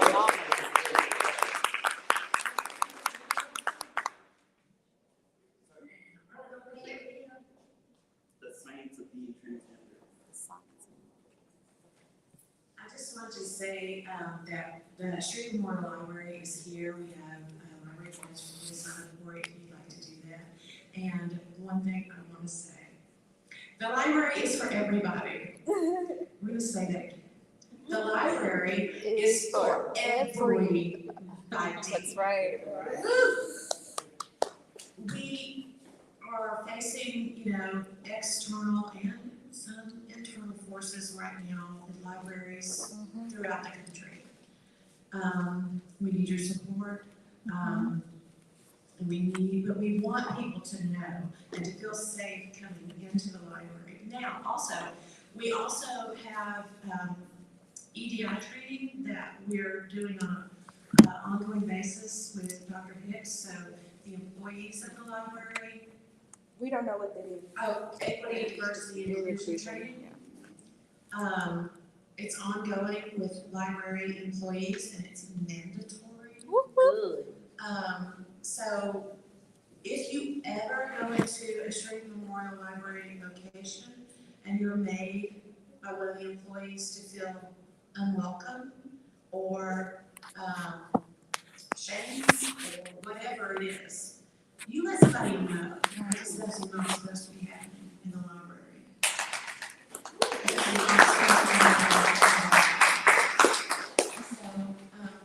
Again, the library is for everybody. If you live, work, go to school, or live in a parish that even touches the other parish, you can use Shreveport Memorial Library and its resources. So please keep us in mind. There's, again, things going on that we're having to work through. And challenges that libraries are facing. So, but we're here today, and I'm here to tell you, the library is for everyone, and we're going to keep showing that. Who's the library for? Everybody! I'm sorry. I feel like shoot. I think it's absolutely wonderful that this mom was just 100% on board when her daughter came out and was, totally the advocate. That was not my case, and it is okay if your child comes out and you are just floored. Do not be feeling bad about yourself if you're sitting back here crying or you're going out in the car crying, because I didn't. And, I think a lot of it is because the way I was raised in church. My dad is a deacon in the Baptist church. I mean, a lot of it was because of that, but it is okay. You are here and you are seeking knowledge and you will get there. It took me a while to get to where I could handle. My own younger brother is totally, will have nothing to do with me and my family because I have a transgender child and I have lost my only sibling. So it's taken me a while to get to this point, but I want everybody to know, just start where you are and you're here and you're loving your child and that's all that matters. So there. That might have been under 30. She on it now. Record time. I know, You got one more go. I was doing my best to just try to be quiet, but this is about the library thing. Yes, the library is for who? Everybody. So, I don't know if you saw that in Missouri recently, because of the book bans, they basically were like, well, we're just gonna close it, we're gonna defund all the libraries. And when I mentioned intersectionality earlier, like I said, explain fandom, let me explain intersectionality. Intersectionality is basically the idea that marginalized groups, like what's marginalizing over here isn't gonna stop there, in that people who are being oppressed are going to have an intersection where their issues are aligned. During the civil rights era, when the pools integrated, the communities drained the water out of the pools because they didn't want their kids to have to swim with black kids, so we're just gonna get rid of the pools altogether. But we don't wanna have those books in here so that all families feel welcome having the resource they need, so we're going to close all the libraries together. Now, the good news about Caddo Parish Libraries is that they have their own millage that we voted to continue for the next 10 years, so that our libraries are funded. But there's a group going parish to parish to parish right now and trying to like scapegoat librarians as pedophiles and groomers for wanting kids to have access to in cases, gender affirming books, inclusion in books about the civil rights. It's not just one thing. They're not going to stop with one group. If no one has autonomy for their body, if trans people don't have autonomy over their bodies, no one does. Okay? So intersectionality is that it's everyone's fight. Well, there are groups that are trying to fight these book bans, and they're throwing stones parish to parish in their board meetings, trying to get books pulled off of the shelves. Now there are these bills at the state level to basically, if the problem is that the board wouldn't take the books off that we want them to take off, then we need to get rid of those board members. Oh, well, the law says that the board member gets to stay on for this full term limit. Now the state legislator is going to say, oh, they're at will. If you don't like what they're doing, you can knock them right back off. Bossier Library has lost their director and their associate director, and the police jury has taken over the library board. That way they can basically drain the library of resources and make it a non-factor. The library is for everyone. It's the people's university, and information is currency, it's power. And if you don't know your history, you're doomed to what? Repeat it. And that's where they're going. Yeah. Thank you for those final thoughts. We are down to the wire here on time, so I'm going to call up the beautiful, the effervescent, the amazing Arian Rex. And if you have more questions, I'm sure our panelists will be willing to chat with you after this. I'm always willing for chat. Make sure I'm eating first, though, so I don't get angry. Here you go, Arian. Thank you. I'm hungry, so I'll be brief. Thank y'all so very much. Closer. Thank y'all so very much for tuning in, joining us today. I'm happy. Thank you so much. Much needed conversations.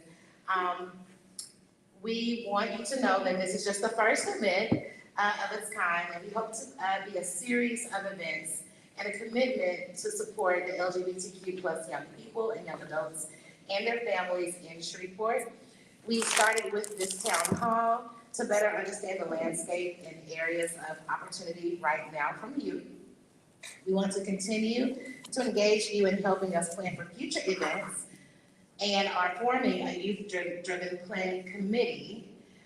So if you take a look at your chairs, in addition to those blank index cards that you guys used for writing, you'll see the call to action there with a handy dandy QR code that you can use to join us in the planning committee. We have spots available for young people and parents and caregivers. There are some cards available for you to fill out if you're interested in participating. These groups will kick off later on in the spring and early summer and will involve a 1-hour monthly meeting, which will probably be virtual, real over being virtual, but want to be outside, so we're going to try to see if we can get it in person. If you are interested in learning more, however, please fill out the card or scan the QR code to learn more. And we will also be giving stipends for your time. What does stipends mean? That means money. Yes, ma'am. The QR code, I'm noticing on here too. I can get it to work. Yeah, so I can't get it to work. Okay, so if you go to www.geaux.org, maybe a typo with the printer, I'll take that up with FedEx. You can definitely find all of the information in addition to youth and young adult resources on GeauxTalk.org's website.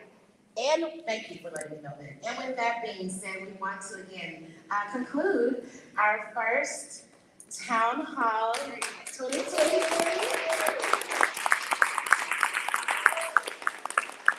We cannot thank you all enough for joining us. We want to extend our sincerest gratitude to our panelists. Y'all are my besties. One of my besties is already up here, but I have to share. So thank you all for being my friend. Special shout out to Ms. Wright. I'm sorry. So my daughter is 10 years old. She is in the 5th grade. And I will tell you guys, it's weird. The first week of school, she was like, "Mom, my teacher's a lesbian." And people who know me, I was like, okay, is she? You know, and I believe, I have so many takeaways from this panel, thank you so much, but just know that it literally just boils down to having a conversation. I was just sharing with my mom, you know, whatever sin you do or whatever thing you do that I don't do, those are just things you do and I don't, you know what I mean? So I don't look at it as, anyway, know that my daughter knew and was okay, and I'm okay, so we're all okay. So thank y'all for being rock stars. Also, thank you all for having a lively discussion. And I also want to thank, of course, LSUS for hosting us. Thank you so much to the Street Memorial Library, as well as Casey for setting up information and resources. And last but not least, I would be remiss if I did not thank the Shreveport Job Corps Center students for coming and supporting this much-needed conversation. Thank you all again, and LGBTQ+ Youth Town Hall 2023 is history.